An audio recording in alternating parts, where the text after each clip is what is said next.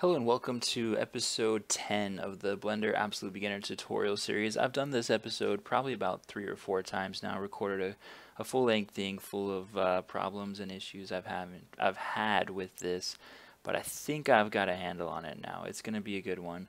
This is, again, the Absolute Beginner tutorial series. We're not going to get too far in depth, but at this point, you're probably not an absolute beginner anymore. I mean, this is episode 10, and these aren't like short episodes, so... today what we're going to do is we're going to finish off our scene here, bring an end to it. The last thing we need is the milkshake pouring out of the cup into the glass. Now, to do that, we're going to run a simulation. That simulation is going to take a shape, an object, turn it into liquid, and let it flow down with gravity.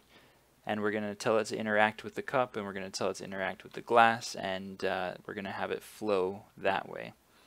To run a simulation, there's different types of simulations. First of all, I'm only going to talk about fluid simulations today, but let me show you where you can find the list of simulations. I'm going to give some extra room here to the 3D view window. Turn on my screencast keys before I start doing stuff. And so T and N to get rid of those two menus. If you can't see the far right tab in the properties window, you can either scroll down to bring it over and click on that physics one that looks like a ball bouncing, or you can just pull out that whole side menu, that whole side window. So that physics tab shows you a list of the special types of physics and simulations you can do. Fluid simulations are again what we're going to do today, but you can also do things like soft body, which has like deformations on an object. You can do cloth that helps the cloth to get that ripple down just right.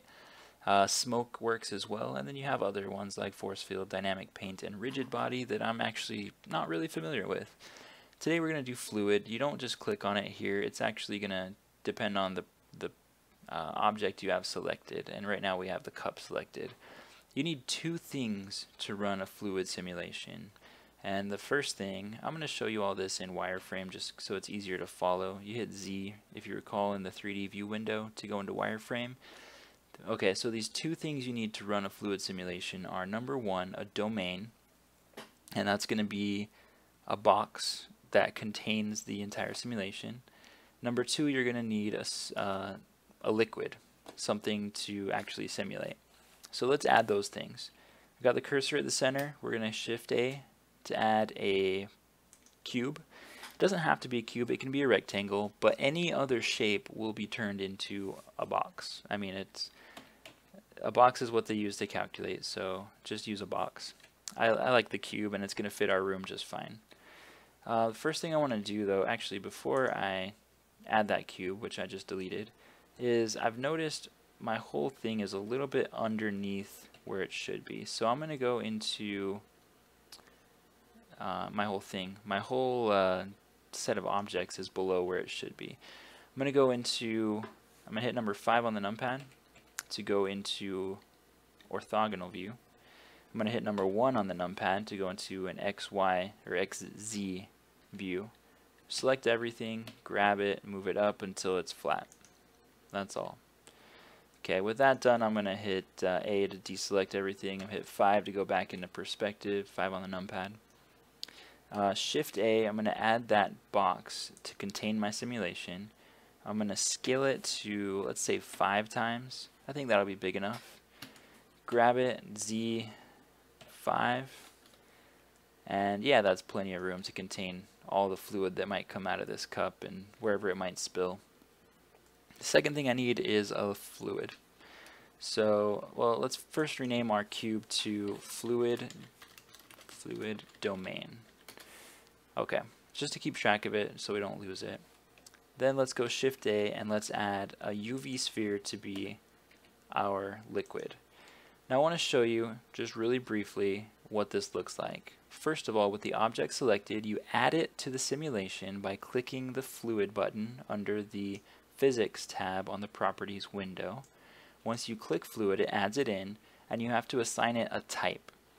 The type is fluid for this sphere, and the type for the cube is going to be, once we click fluid, we're going to choose its type as domain. And those are the two things you absolutely need. Don't worry that it turned into this glob up here. That's left over because I've run a simulation. It's saved in the cache. Yours should stay a cube, at least the first time you run it. So you need those two things. You need your domain and you need your fluid. And that is what the type you assign them over here. Again, your domain's a box, your fluid can be any shape. And once your domain is selected, you don't need to worry about almost any of the fluid properties when you select your fluid. We are going to tamper with the initial velocity at the very end, and that's going to give us just a nice flow. But with the domain, that's really where all your parameters come into play. And the biggest parameter by far is not simulation threads, though I am going to turn that up. I think in my mind it does something. I run an Intel processor, and so I hope it does more, but I haven't noticed a difference with more simulation threads. The actual biggest parameter is the resolution. This resolution will make or break your simulation. It'll make it look amazing or make it look honestly pathetic. So we're going to start with a pathetic one because they go a lot faster. We're going to leave it at the default of 65 for its final resolution.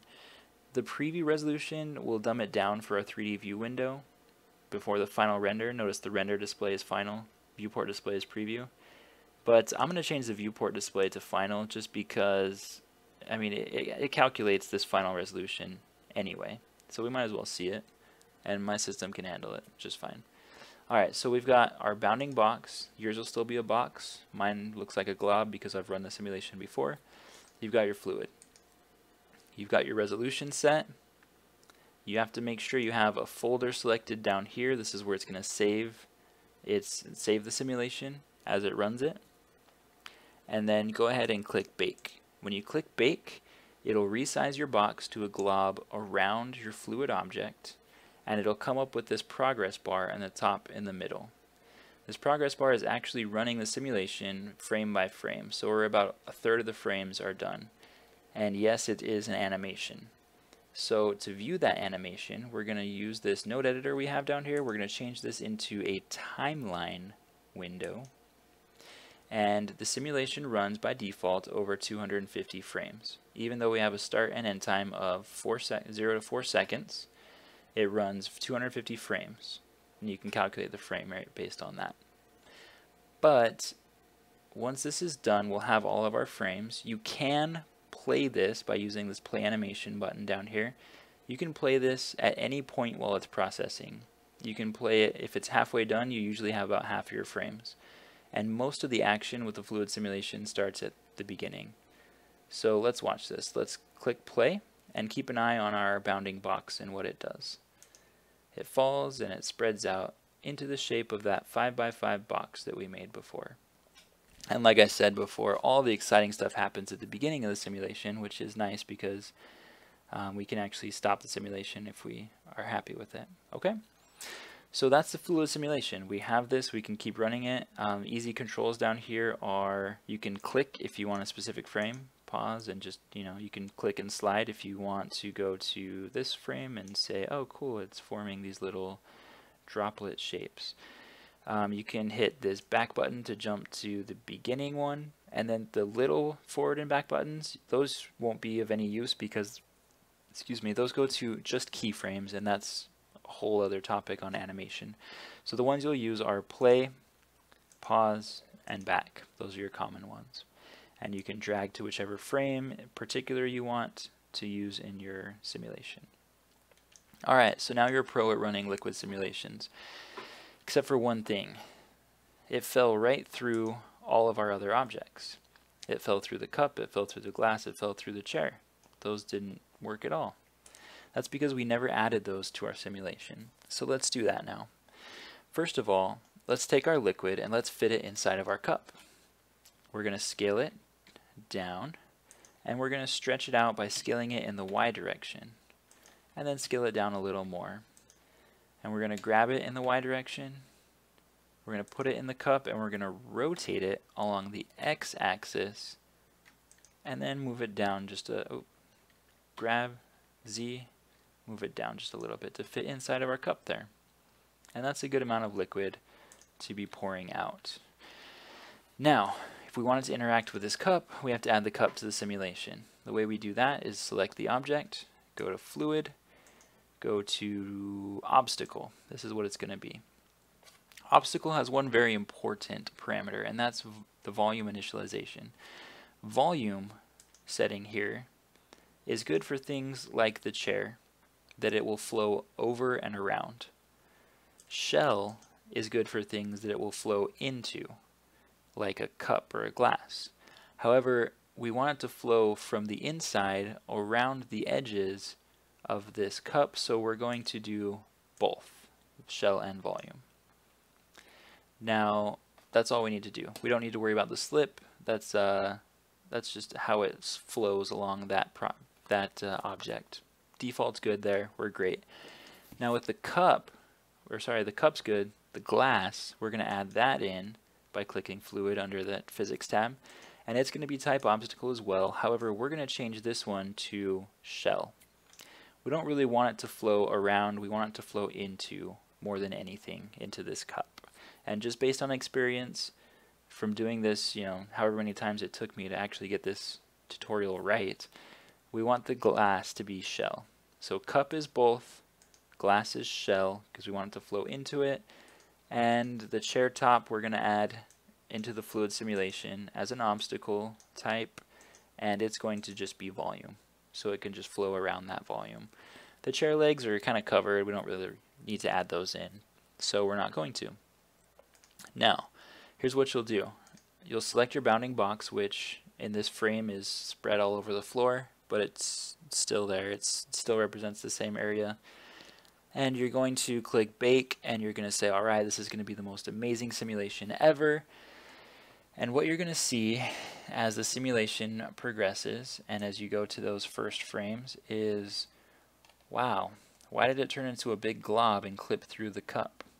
Well, that's really because your resolution is so low. Your resolution's low, and so it's really chunky, and it's taking up a little bit extra space, and it's flowing poorly. That said, let's see what happens. Let's click play. Yeah, it kind of clips through and goes crazy and has a bunch of errors. Alright, ugly, right? That's not good at all. What we need to do here, and I'm not sure if we really need all these settings, but this is how I got it to work last time. I changed the real world size under the fluid world, so I have the, let me step back, I have the domain selected, the fluid domain. Under the fluid properties, there's a menu you can expand called fluid world, and I changed the real world size to 0.1, and that's in meters. So I made it say, okay, this is a little bit smaller than you think it is real world size. Then I upped my resolution to 150. Now, be warned, this takes a lot of memory and it takes a long time to complete, but it looks a lot better. So I'm going to click Bake, and you're going to see it's going to take some time. The nice thing about this, as I mentioned before, is, notice how much more detailed that is, by the way. The thing I said before is, as this goes along, it's actually inserting these in, and I can watch the animation. I'm going to click play. You can see it turns into the box where it hasn't calculated yet, but if I keep clicking this back to jump to the first one, you can see it pour off, and that looks so much better, doesn't it? No errors, no craziness. Alright. If you want, it's barely even like a tenth through the simulation. You could stop it right now and still preserve these beginning frames of animation. For example, I think I might. If that's all I need right here, if that's all I want, I'm good to go. The other thing we can do, I'm going to stop this simulation before it gets too far, is under the fluid boundary properties, still under the domain, change the subdivision to 1 or more. And what this will do is, it's a way of faking resolution. So it'll still run at a resolution of 150, but once it gets that resolution, it'll subdivide it to make it look a little nicer. It's purely cosmetic, it doesn't actually up the resolution. But I'm going to go with subdivision 1, and I'm going to rebake this. And I'm going to let it get a few frames in, and then I'm going to stop it again, because I'm not going to make, you know, my audience sit through. Probably take what, like 5-10 minutes to just watch this progress bar go. I'm not going to put you through that. I'm going to go just the bare minimum of what I need here.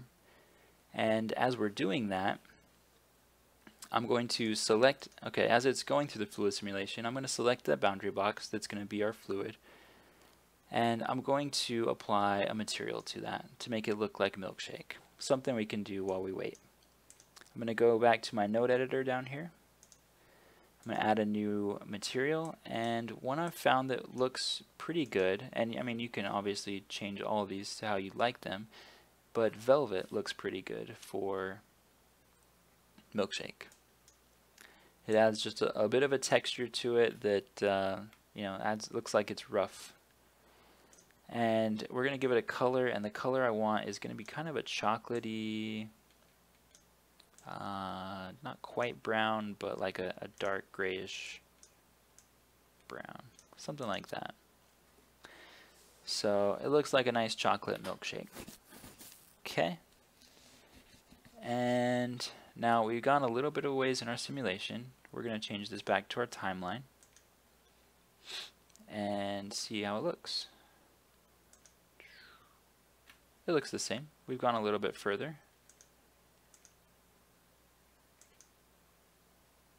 Honestly, I think we're going to call it good with that.